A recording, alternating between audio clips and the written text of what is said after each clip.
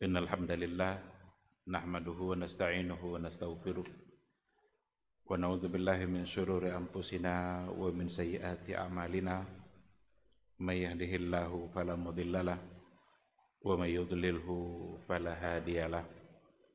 Asyhadu an la ilaha illallah wahdahu la syarikalah wa asyhadu anna Muhammadan abduhu wa rasuluh la nabiyya wa la rasula ba'dah. Ikhwati fillah, ma'asyaral hadirin wal hadirat, rahimani Allah wa iyyakum. Mari sama-sama kita awali kajian kita dengan mengucapkan puji dan syukur pada Allah Subhanahu wa taala. Alhamdulillah, pada malam yang penuh berkah ini atas izin dan karunia Allah kita bisa kembali bermajelis, duduk di majelis ilmu, sebuah majelis yang mudah-mudahan bisa membuat kita semakin bertakwa, membuat kita semakin takut kepada Allah Subhanahu wa taala, membuat kita semakin dekat kepada Allah Azza wa Jalla. Sebab buah dari ilmu itu mesti adalah khasyatullah, mesti takut kepada Allah. Itu buah dari ilmu. Innama yakhshallaha min ibadihi al-ulama. Sesungguhnya yang bisa takut kepada Allah itu adalah al-ulama. Al-ulama itu maksudnya adalah orang-orang yang berilmu, orang-orang yang mengerti, orang-orang yang tahu dia dengan kebesaran Rabb-nya, tahu dia dengan keagungan Allah, sadar dia dengan kelemahan dirinya. Itu adalah bagian dari ilmu yang akan membuat kita semakin takut kepada Allah Subhanahu wa taala. Maka bersyukurlah ketika kita bisa bermajelis. Ini adalah sebagai wasilah untuk memahami agama.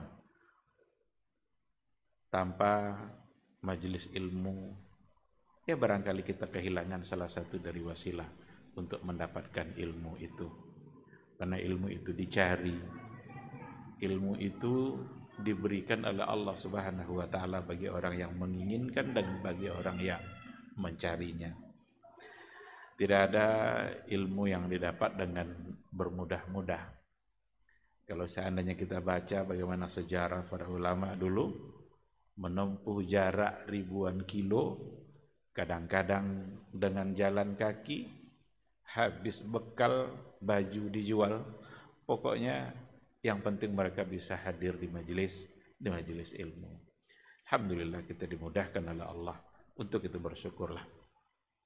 Sama-sama kita juga harus senantiasa berselawat dan salam untuk Rasul kita yang mulia Nabi Muhammad sallallahu alaihi wasallam. Allahumma salli ala Muhammad wa ala ali Muhammad. Mudah-mudahan kita adalah umatnya yang setia untuk berada di atas sunnahnya. Mudah-mudahan kita adalah umatnya yang senantiasa bangga untuk berada di atas sunnahnya, bermajelis untuk memahami sunnah Rasul, yang mudah-mudahan kita semakin dicintai oleh Allah dan juga kita bisa mendapatkan cinta dari Rasulullah Sallallahu Alaihi Wasallam. Kita berharap mudah-mudahan di hari mahsyar semua kita bisa mendapatkan syafaat, pertolongan dari Rasul kita yang mulia Nabi Muhammad sallallahu alaihi wasallam. Amin amin ya rabbal alamin. Ikhwati fillah, ma'asyaral hadirin wal hadirat, rahimani Allah wa iyyakum. Kembali kita pada malam hari ini melanjutkan kajian tauhid, kajian akidah melalui sebuah buku Al-Muntaqa min Syuruhi Thalathatil Usul. Al-Muntaqa min Syuruhi Thalathatil Usul. Kita sampai pada pembahasan 3 masalah. Yang ketiga masalah itu kita harus pahami betul dalam kehidupan beragama. Hanya saja kita baru masuk pada bagian yang pertama. Bagian yang pertama pun masih belum sempurna untuk kita sampaikan. Oleh karena itu pada malam hari ini kita masih melanjutkan pada al-mas'alatul ula, masalah yang pertama yang harus kita pahami, yaitu annallaha khalaqana wa razaqana wa lam yatrukna hamalan bal arsala ilaina rasula. Faman ata'ahu dakhalal jannah wa man asahu dakhalan nar. Ini yang pertama sekali, yaitu bahwa sesungguhnya kita harus meyakini annallaha khalaqana. Sesungguhnya Allah Subhanahu wa taala dia yang telah menciptakan kita, wa razaqana, dia yang telah menyediakan rezeki semua kebutuhan kita, walam yatrukna hamala. Setelah itu Allah tidak membiarkan kita terombang-ambing kebingungan. Bal arsala ilaina rasula. Tetapi Allah utus pula untuk kita seorang rasul, di mana rasul itu menyampaikan risalah yang kalau seandainya man ata'ahu dakhalal jannah, barang siapa yang mentaatinya maka masuk surga, wa man asahu dakhalan nar, tapi siapa yang mendurhakainya maka dia masuk neraka. Ini yang pertama. Kita baru memberikan penjelasan tentang khalaqana, Allah yang telah menciptakan kita. Allah adalah sebagai khaliq. Ini pengaruhnya luar biasa bagi kehidupan kita. Karena kalau seandainya benar-benar kita sudah meyakini bahwa Allah sebagai khaliq dan kita adalah makhluk, itu insya Allah akan membuat kita semakin taat. Kenapa demikian? Karena kita makhluk punya semua sifat kelemahan, sedangkan Allah khaliq punya semua sifat kelebihan. Dia yang kaya, kita yang miskin. Dia yang mulia, kita yang hina. Dia yang perkasa, kita yang loyo. Tidak ada kita yang kuat di hadapan Allah Subhanahu wa taala. Wa huwal qahiru fawqa ibadi. Dialah Allah yang qahir, berkuasa mutlak, baga, tidak ada yang bisa melawan. Dan dia berkuasa fawqa ibadi, dia berada di atas hambanya. Nah, ketika kita sudah benar-benar meyakini bahwa kita adalah makhluk dan Allah adalah khaliq, maka ada satu pertanyaan yang harus muncul. Wajarkah kita yang lemah ini mendurhakai dia yang kuat? Kita butuh dia, dia memberikan semua kebutuhan kita. Wajarkah kita yang membutuhkan dia mendurhakai dia yang memberikan semua kebutuhan? Dalam kehidupan sehari-hari saja, bawahan tidak berani melawan atasan, di kerja, di kantor, tidak ada yang berani. Apa betul? Cabik tali aki. Apa dah amunya kalian ikut-ikutnya? Cabik tali aki usahanya. Tak bisa adanya. Itu dalam kehidupan sehari-hari. Padahal atasan kita pun yang memberi rezeki adalah Allah. Jadi kalau kita tidak beriman kepada Allah, kalau kurang kuat iman kita, digertak sedikit aja sama atasan, diundur sedikit gajinya, bingung kita. Tapi orang beriman harus paham, kita dan atasan kita yang memberi rezekinya adalah Allah Subhanahu wa taala. Seandainya atasan mengajak untuk durhaka kepada Allah, enggak boleh kita mentaatinya. Bagaimana kalau nanti putih taliaki, putih-putihlah taliaki. Banyak taliaki lain selain daripada. Cuma kadang-kadang ada orang yang kebingungan, yang seolah-olah cik tu je taliaki ni. Sehingga ikut meskipun untuk mendurhakai Allah. La ta'ata li makhluqin fi ma'siyatil khaliq. Oleh karena itulah ketika dikatakan innallaha khalaqana, sesungguhnya Allah yang telah menciptakan kita, langsung diikutkan oleh penulis buku wa razaqana, dan dia pula yang telah memberikan kita rezeki. Allah Khaliq Hakim. Allah itu dia yang mencipta dan dia bijaksana dengan ciptaannya itu. Ketika selesai dia menciptakan, ketika ada sesuatu yang sudah diciptakan oleh Allah Subhanahu wa taala, Allah berikan dan Allah sediakan juga semua kebutuhan-kebutuhan rezekinya selama dia hidup. Oleh karena itu, Allah yang menetapkan rezeki kita, dan sudah ada rezeki itu sesuai dengan apa yang telah ditetapkan oleh Allah, ditakdirkan oleh Allah untuk kita. Hanya saja Allah bagi-bagi rezeki itu sebagaimana Allah bagi-bagi akal. Allah bagi-bagi rezeki sebagaimana Allah bagi-bagi akal. Ada orang yang memiliki akal tingkat kecerdasan yang luar biasa. Imam Syafi'i, Abu Hanifah, ulama-ulama terdahulu itu orang-orang yang memiliki tingkat kecerdasan. Maka kecerdasan itu ada yang mauhibah, ada yang muktasabah. Kecerdasan itu dua, ada yang mauhibah. Mauhibah itu memang Allah beri. Diberikan oleh Allah, cerdas dia. Sekali dengar, payah lupa. Sekali dengar, dia hadis itu payah lupa. Imam Bukhari itu payah lupa.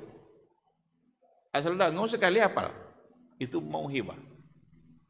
Kalau awak kodok dengar payah ingat. Lah ulang-ulang dengar ndak aja. Ndak aja terhalang dah. Adalah lebih ajar. Maka ada kecerdasan yang kedua, muktasabah.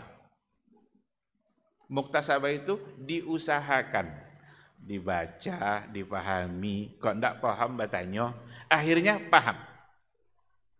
Maka muktasabah, iktasabah, yaktasibu, iktisaban. Itu diusahakan, diupayakan.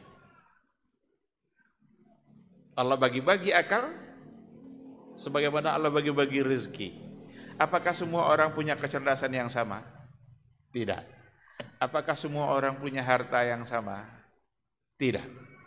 Tetapi Allah memberikan semua kebutuhan makhluk yang telah Dia ciptakan. Dan itu sudah tercatat.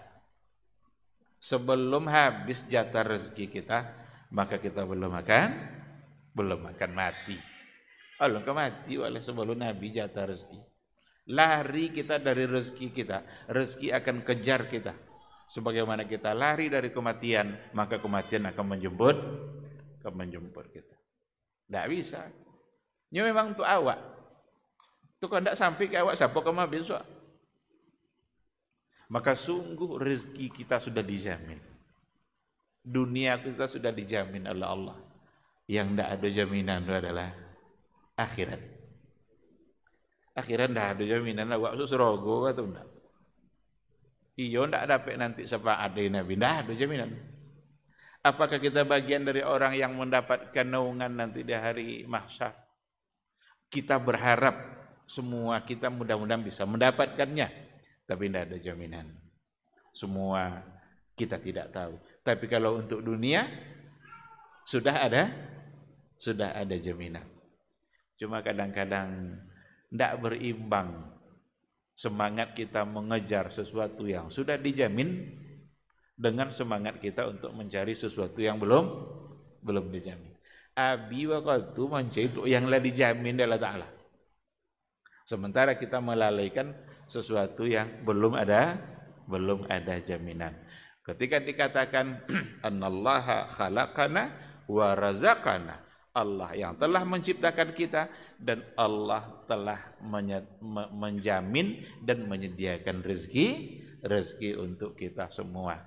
Apakah itu saja yang disediakan oleh Allah? Rezeki itu persoalan fisik. Walam yatrukna hamalan. Allah tidak membiarkan kita terombang-ambing. Mungkin ada orang banyak duitnya, kaya, dia tinggi jabatannya, tapi jiwa tetap tidak tenang. Ada orang sudah mendapatkan dunia dan segala isinya, do di tangannya dunia kok. Ti air berganti motor, piti banyak, tapi jiwa tidak tenang. Maka Allah tidak sekadar menyediakan rezeki untuk fisik, Allah juga tidak membiarkan kita hamalan. Hamalan itu terombang-ambing, bingung, nak mengapa dalam hidup itu. Jago pagi apa kan buat. Bal arsala ilaina rasulah. Tetapi Allah Subhanahu wa taala utus untuk kita seorang rasul. Kenapa Allah utus seorang rasul? Agar jiwa kita terisi.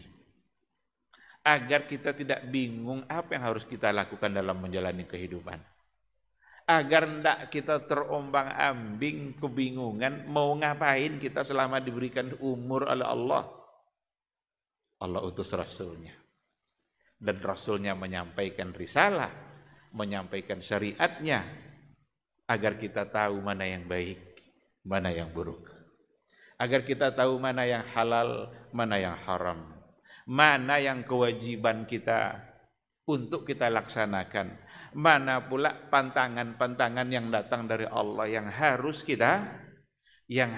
kita jauhi. Semua sudah disampaikan oleh Rasul kita.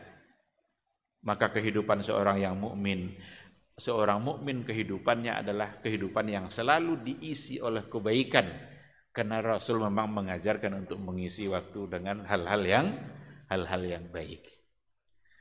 Kalau seandainya ada orang bingung, tidak tentu dah lapu dia buat elok, apa juga kan dia buat eloknya bingungnya. Berarti dia kurang belajar. Karena tidak ada satu kebingungan pun yang ditinggalkan oleh Rasulullah sallallahu alaihi wasallam. Diaturlah dalam berbagai bentuk ibadah-ibadah yang ada. Dan ibadah itu pun dibagi-bagi pula oleh Allah dan oleh Rasulullah sallallahu alaihi wasallam. Ada ibadah yang wajib, ada ibadah yang sunnah, bahkan ada ibadah nanti masuk dalam kategori kebaikan yang secara universal. Oleh karena itu kalau kita bicara ibadah, jangan terbayang hanya berada dalam masjid, sholat, baca Quran, zikir, atau nanti ketika datang bulan Ramadan, itu adalah bulan ibadah. Sesungguhnya semua bulan adalah bulan ibadah. Cuma mungkin untuk Ramadan bisa saja frekuensinya lebih tinggi, kuantitasnya lebih banyak. Karena memang disediakan oleh Allah Subhanahu wa taala untuk menutupi kekurangan-kekurangan ibadah kita pada bulan-bulan yang lain. Benar-benar Allah itu Rahman, Rahim, Hakim. Penyayang, pengasih, dan dia bijaksana.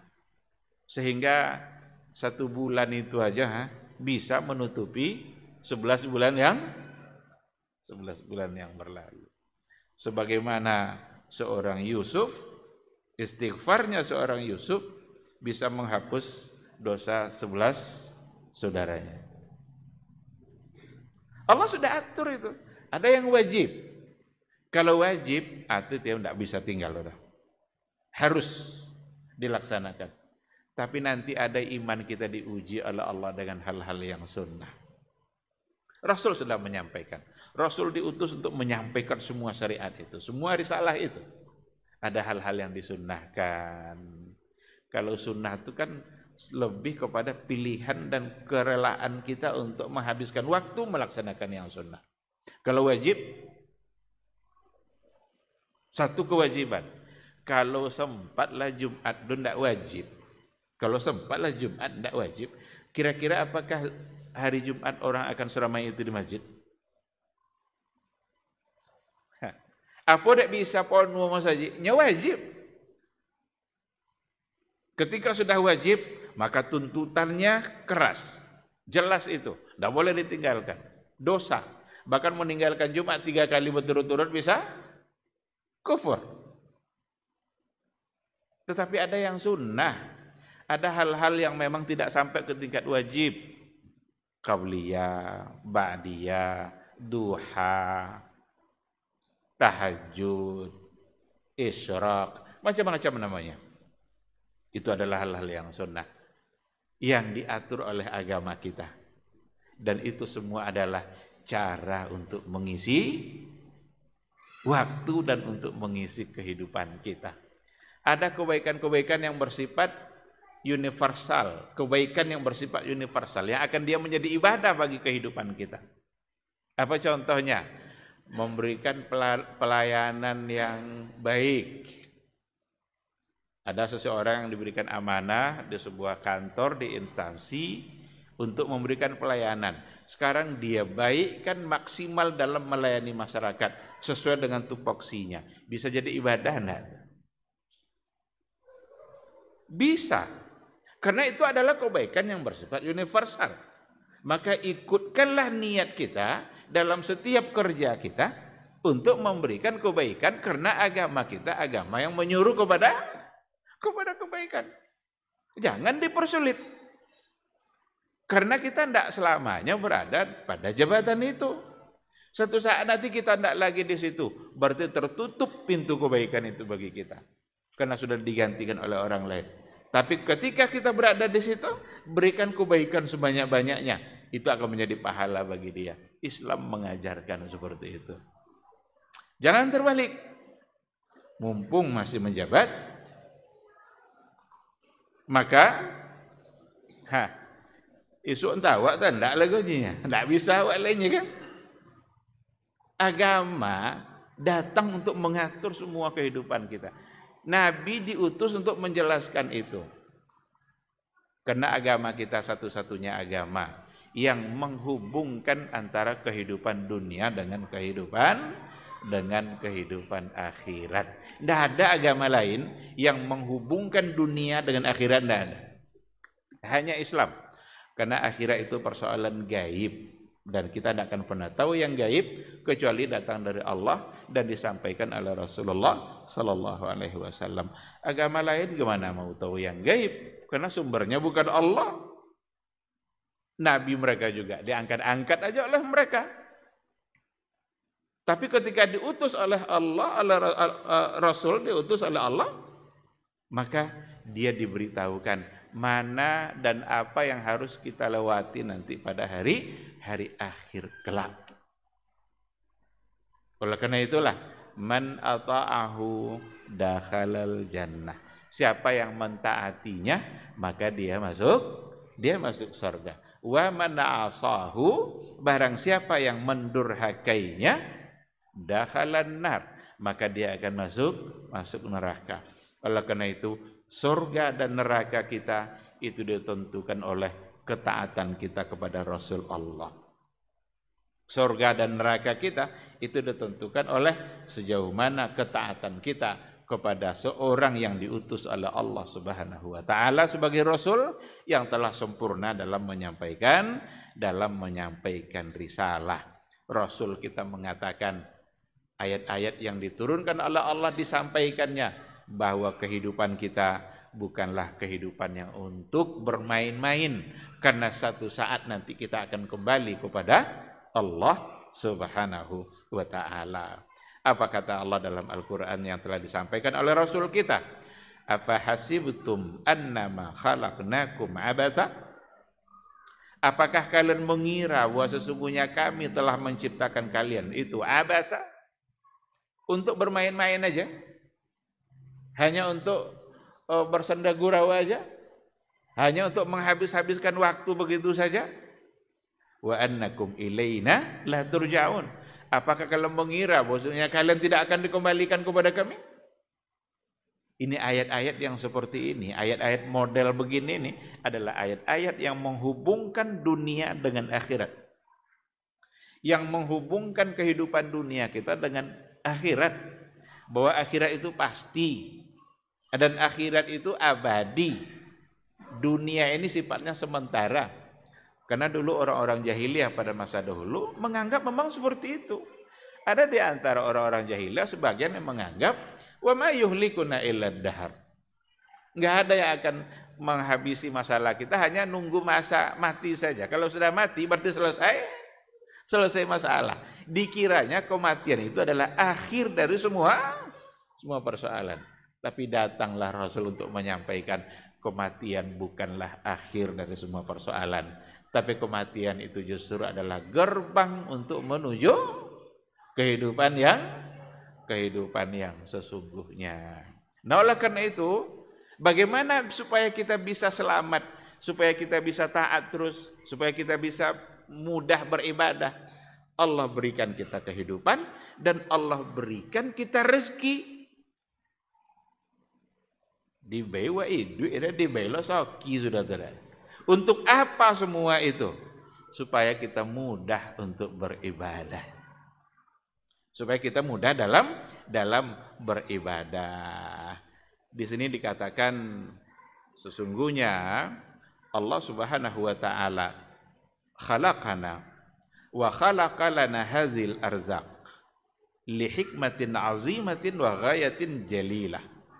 Sesungguhnya Allah Subhanahu wa taala yang telah menciptakan kita, dan Allah juga telah menciptakan, menyediakan rezeki-rezeki untuk kita, li hikmatin azimah, untuk sebuah hikmah yang besar, yang luar biasa. Apa itu?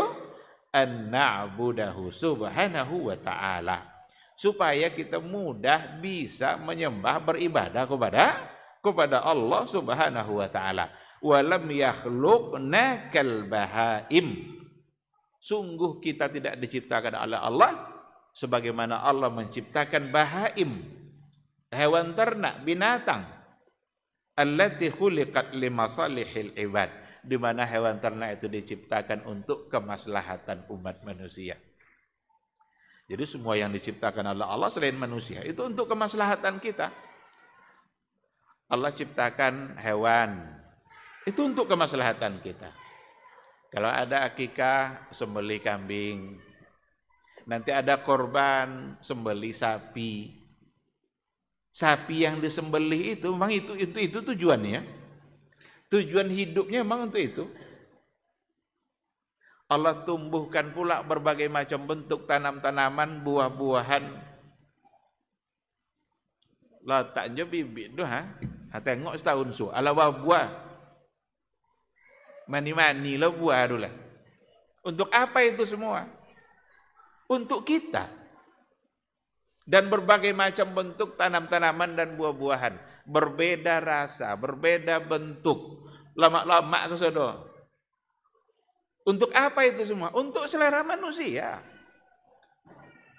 Karena manusia itu diberikan selera oleh Allah Subhanahu wa taala. Maka disediakan semua yang dibutuhkan itu. Dan ada musim-musimnya. Sungguh sangat indah dan berirama kehidupan kita. Bulan ko duyan yang berbuah, bulan suo rambutan yang berbuah, suo duku berbuah. Tidak dibuat oleh Allah dalam satu waktu. Duyan ya jo, duku ya jo, rambutan ya jo, ada macam itu. Kan ada musim-musimnya. Jadi bervariasi kehidupan kita dengan nikmat yang tidak pernah bisa kita hitung. Itu tidak jauh mutaat. Maka li hikmatin azimah, untuk hikmah yang luar biasa. Apa itu? An na'budahu subhanahu wa ta'ala. Agar kita bisa beribadah menyembah Allah Subhanahu wa ta'ala. Agar kita bisa taat. Kalau kita berikan perumpamaan, ada seorang hamba disediakan oleh Allah semua, oleh tuannya semua kebutuhan dia. Umah dibayi, makanan disediakan, buah-buahan tersedia. Semua kebutuhan hidupnya disediakan oleh seorang tuan untuk seorang hambanya. Sudah itu diperintah, kok ndak amu dah. Apa kikionya tuan tadi? Kau perumpamaan dalam hidup, ndak dengan Allah, dengan orang sesama manusia, sesama hamba. Seorang hamba, dulu kan banyak hamba pada masa jahiliyah dulu. Sering dicontohkan seperti itu oleh para ulama juga. Maka kita ini hamba semua, tapi hamba Allah, bukan hamba kepada manusia. Kalau dulu hamba bagi seorang tuan. Di sodion sodo. Tu kok diperintahkan deh, pejapuit taninya. Tu ndak amuh. Apa kira-kira sikap tuan tadi? Dan hamba, status hamba pada masa dahulu itu sama dengan barang, sama dengan harta. Boleh dijual. Hamba boleh dijual. Kalau bongi mau tuan dijual ke pasar, bisa. Karena dia berhak menentukan kehidupan hamba. Dia bukan orang yang merdeka, tuannya yang merdeka. Ketika ada pembangkangan seperti itu, yakinlah bahwa seorang tuan itu pasti akan memarahi hambanya. Nyala besar, dian sodoh itu diperintah ndak mau. Sekarang diberi semuanya oleh Allah. Diberikan kesehatan, diberikan nikmat, diberikan harta, mau makan kasih makan, mau pakaian kasih pakaian, tinggal minta aja. Ada waktu-waktu yang disediakan oleh Allah, kata Rasulnya kalau diminta tuh Allah akan kasih. Ketika Allah sudah memberikan semua kebutuhan tadi, terus kita tidak taat kepada perintahnya, apa kira-kira yang akan terjadi untuk diri kita? Pantaskah Allah memarahi kita? Pantaskah Allah untuk menurunkan azabnya pada kita? Pantaskah Allah murka? Pantas. Allah memang berkehendak semaunya dan kita tidak bisa protes terhadap apa yang dikehendaki oleh Allah Subhanahu wa taala. Maka untuk itulah kita diberikan kehidupan dan disediakan rezeki agar kita mudah dalam menyembah Allah dan beribadah kepada Allah Subhanahu wa taala. Masuk waktu Isya, kira kita jawab dulu suara azan, insyaallah nanti setelah itu kita sambung.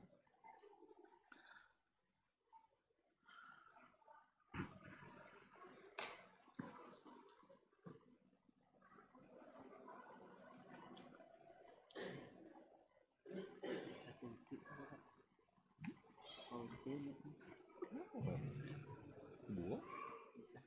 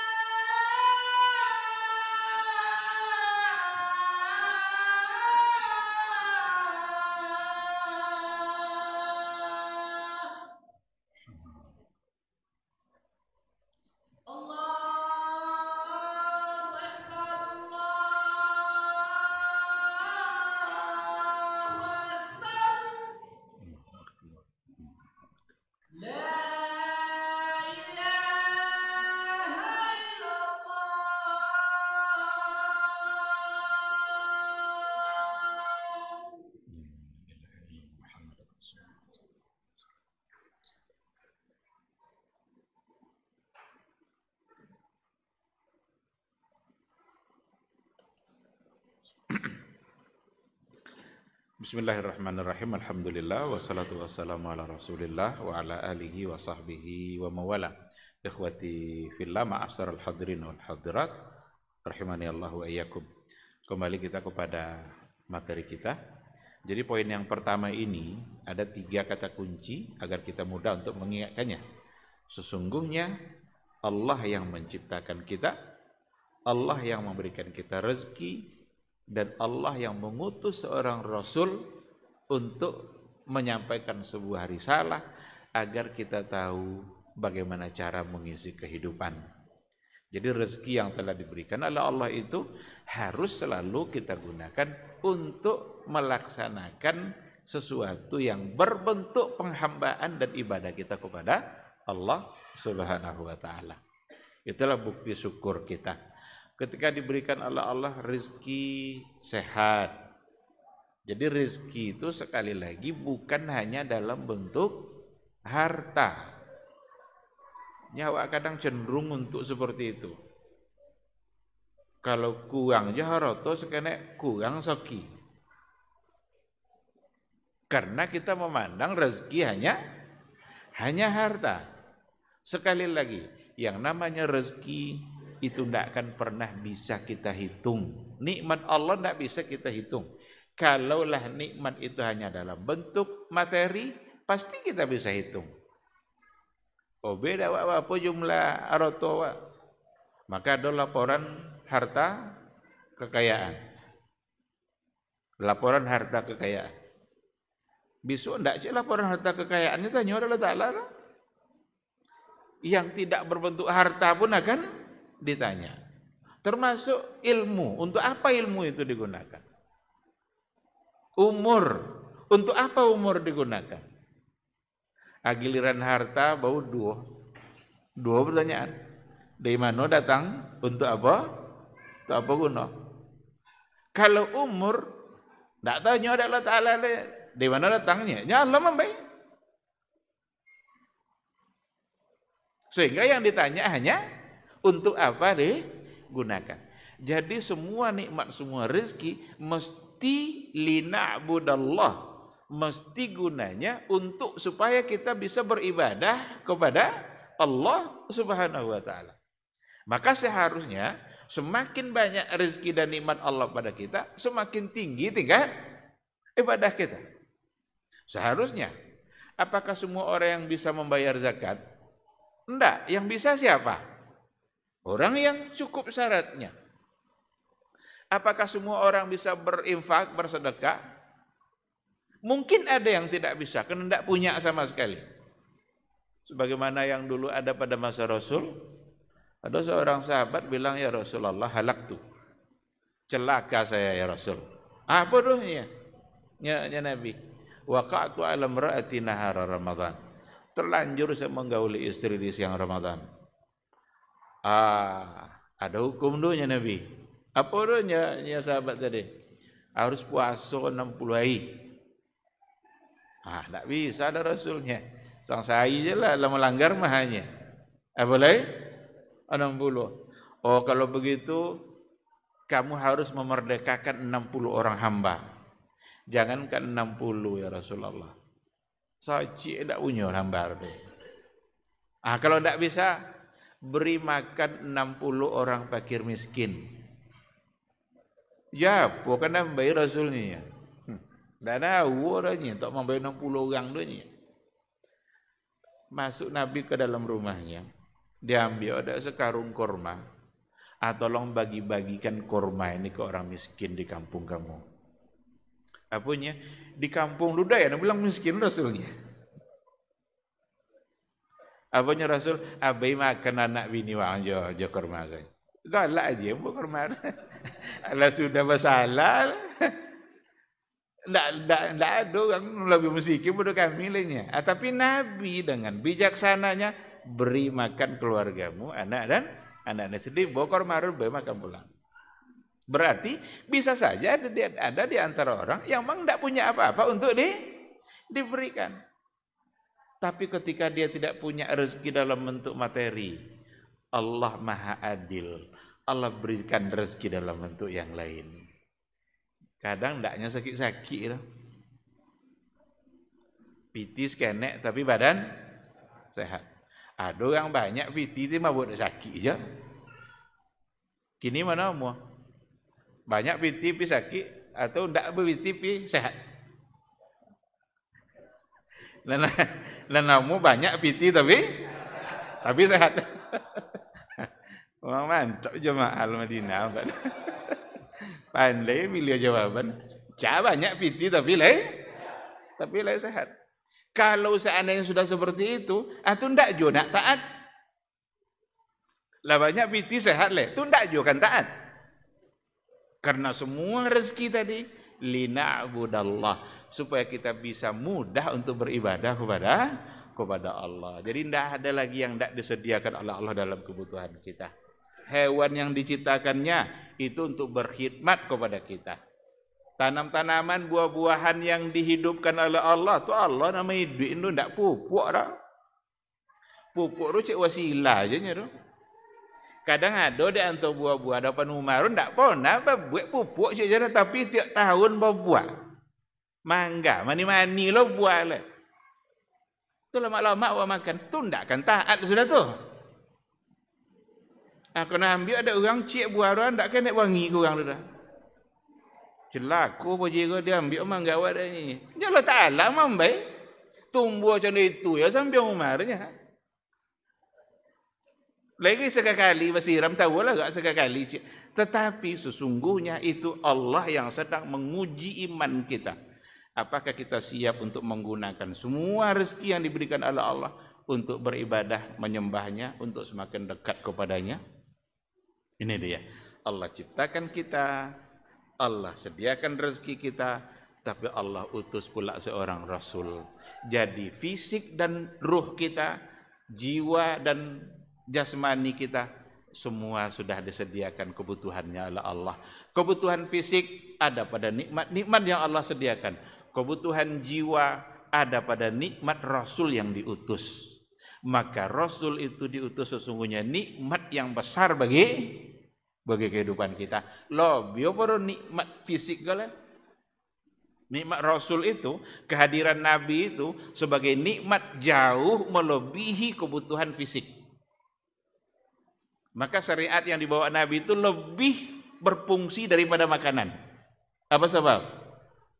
Kata Syekhul Islam Ibnul Qayyim, kalau makanan ndak nahu ke awak, hanya akan memutuskan kehidupan dunia awak, kok awak mati memode itu. Tapi kalau Rasul yang tidak diutus, itu akan memutuskan kehidupan akhirat kita. Jadi kalau makanan yang terputui hanya berakibat pada persoalan dunia, mungkin akan memutuskan kita dan kehidupan dunia. Tapi kalau syariat yang tidak diturunkan oleh Allah, berarti memutuskan kehidupan akhirat kita. Akan jadi apa di akhirat?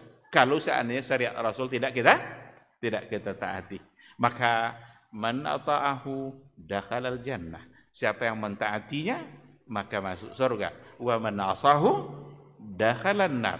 Siapa yang mendurhakainya maka masuk neraka. Sehingga dikatakan oleh di dalam buku ini, wa syaqaul makhluk fi isyanir rasul. Celakanya makhluk itu, kita sebagai makhluk Allah, sebagai hamba Allah, kapan kita akan menjadi celaka? Fi isyanir rasul, ketika kita berada dalam kedurhakaan kepada Rasulullah sallallahu alaihi wasallam. Tetapi kebahagiaan kita, sa'adatul makhluk, kebahagiaan makhluk itu ada fi ta'atir rasul, ketika dia mentaati Rasulullah sallallahu alaihi wasallam. Apa kata Allah dalam Al-Qur'an? Wa may ya'sillaha wa rasulah. Siapa yang durhaka kepada Allah dan Rasulnya, fa inna lahu nar jahannam khalidina fiha abada. Sesungguhnya baginya adalah neraka jahanam khalidina fiha abada, di mana dia bisa kekal di dalamnya. Wa qala Rasulullah sallallahu alaihi wasallam, berkata pula Rasulullah sallallahu alaihi wasallam, kullu ummati yadkhulunal jannah illa man aba. Semua umatku pasti masuk surga, illa man aba, kecuali yang tidak mau. kecuali yang enggan. Faqila, maka dikatakan kepada Rasul, wa man ya'ba ya Rasulullah. Siapa pula yang tidak mau, yang enggan masuk surga itu ya Rasulullah. Jadi terkejut sahabat. Semua kalian masuk surga, semua umatku masuk surga, kecuali yang tidak mau. Berarti masuk surga syarat mau. Sahabat bertanya, wa man ya'ba ya Rasulullah. Siapa pula orang yang enggan untuk masuk surga itu? Qala, Nabi menjawab, man ata'ani dakhalal jannah. Siapa yang mentaati saya, maka masuk surga. Wa man asani faqad aba. Tapi siapa yang mendurhakaiku, faqad aba, sungguh dia telah enggan untuk masuk surga. Maka setiap kali kita mendurhakai Rasul kita, berarti setiap kali itu pula kita menunjukkan keengganan kita untuk masuk surga. Oh, ndak tahu anak ni surga. Awak dia nampaknya apa untuk ndak masuk. Jadi ndak ada orang kami bisa disalah tu. Dan Allah nanti memberikan balasan pada semua perbuatan hambanya. Yang taat ada balasan, yang durhaka ada balasan. Disitulah keadilan Allah Subhanahu wa ta'ala. Itulah sebabnya kehidupan kita di dunia mesti berakhir nanti dengan kehidupan akhirat. Disitulah saat di mana Allah menunjukkan keadilan. Kalaulah seandainya mati terus habis perkara, berarti Allah tidak adil. Ada orang yang hidup di dunia sibuk dengan semua kebaikan-kebaikan. Asal ada je bentuk kebaikan, peluang berbuat baik, dikajian dah. Itu mati. Di satu sisi, ada pula nanti seseorang yang telah mengerjakan berbagai macam bentuk dosa dan kedurhakaan. Itu mati. Apakah nanti tidak akan ada satupun pembalasan bagi mereka? Seandainya tidak ada hisab, tidak ada mizan, tidak ada pembalasan, berarti itu menunjukkan ketidakadilan Allah. Maka kepastian adanya hari pembalasan itu sesungguhnya menunjukkan keadilan bagi Allah Subhanahu wa ta'ala. Itu tio bedo aturan Allah aja aturan manusia. Aturan Allah dapat balasan untuk dua sisi. Yang berbuat baik ada balasan. Yang berbuat dosa ada balasan. Kalau aturan yang dibuat oleh manusia, yang ada sih balasan yang melanggar aja. Yang mentaati tidak ada balasan lah. Tidak ada lah. Contoh, traffic light, lampu merah. Kalau lampu merah dilewati, kan salah. Tosu polisi depan, ada balasan. Yang bersalah, ada balasan. Awak yang taat kalau lampu merah, apa balasan? Aduh dapat tosu polisi setan, aduh hadiah tawa. Aduh, mandangnya ndak kawan. Inyo mandang ke orang bersalah. Bagi yang ndak berhelm, kono. Yang berhelm apa dapat? Maka aturan yang dibuat oleh manusia cenderung hanya membalas yang bersalah. Yang taat ada balasan. Tapi aturan Allah yang elok akhirnya surga, yang buat akhirnya neraka. Adil ndak aturan Allah? Sangat adil. Oleh karena itu, yang paling adil itu memang adalah aturan yang datang dari Allah. Kalau ingin kehidupan menjadi baik, memang harus tegakkan aturan Allah Subhanahu wa ta'ala. Karena disitulah semua bentuk keadilan yang ada. Nah, ikhwati fillah, jadi ini poin yang pertama dari 3 hal, bahwa sesungguhnya Allah menciptakan kita, Dia siapkan rezeki kita, dan Dia juga siapkan dan telah utus seorang Rasul, maka semua kebutuhan hidup kita terpenuhi, baik kebutuhan fisik maupun kebutuhan jiwa.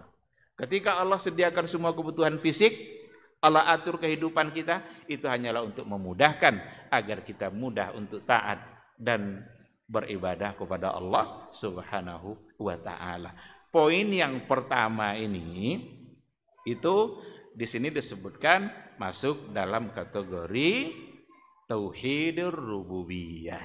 Tauhidul rububiyah. Karena poin yang keduanya nanti kita akan masuk pada tauhidul uluhiyah. Nah, barangkali untuk malam ini kita cukupkan sampai di sini sehingga nanti insya Allah kita sudah bisa masuk pada poin yang kedua.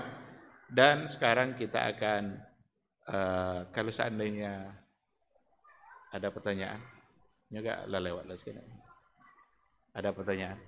Satu. Fadhal.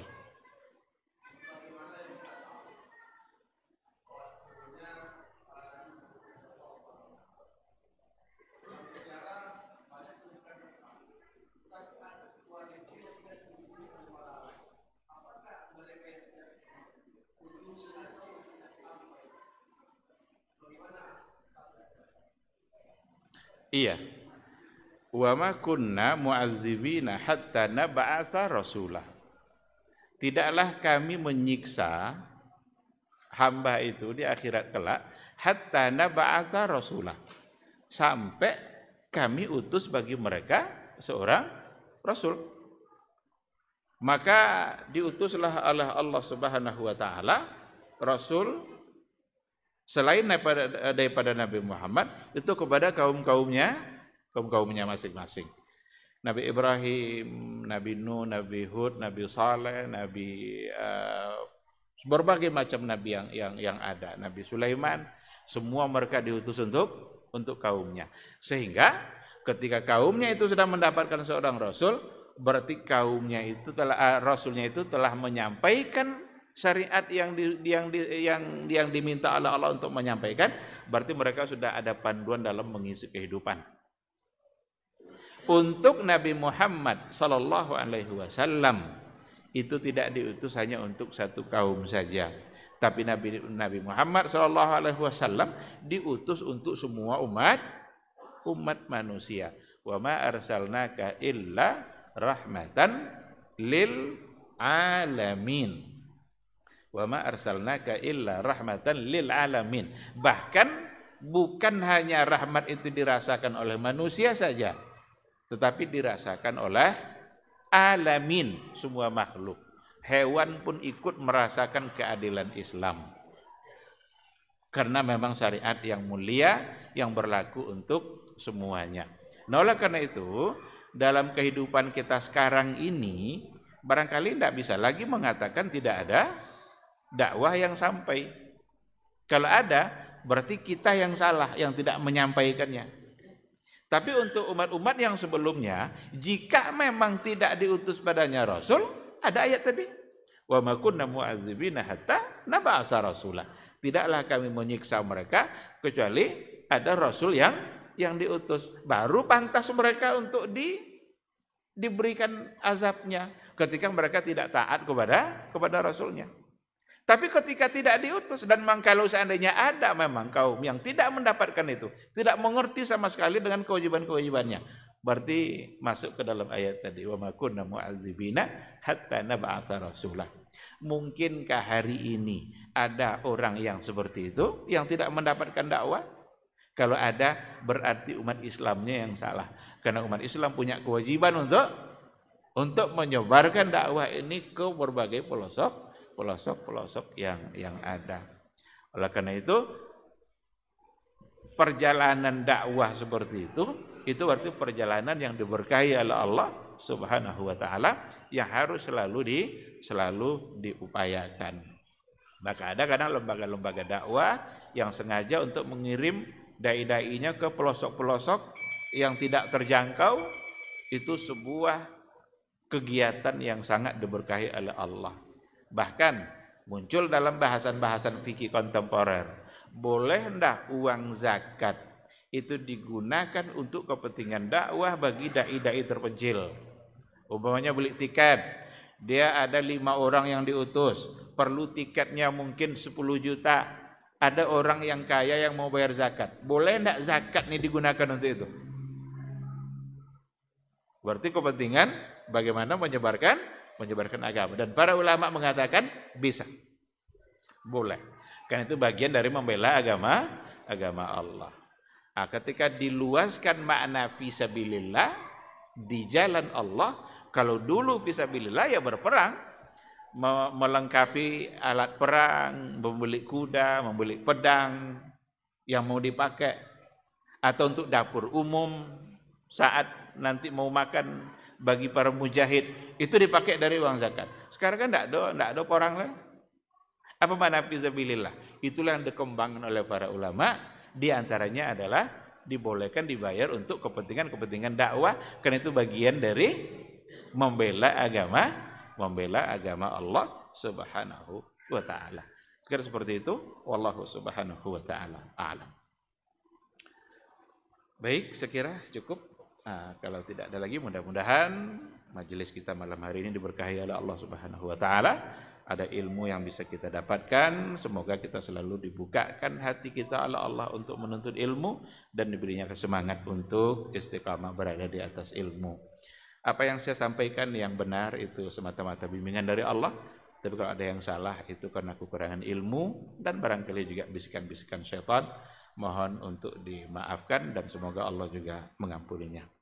Subhanakallahumma wa bihamdika asyhadu an la ilaha illa anta astaghfiruka wa atubu ilaik. Wassalamualaikum warahmatullahi wabarakatuh. Babat TV Sunnah, belajar agama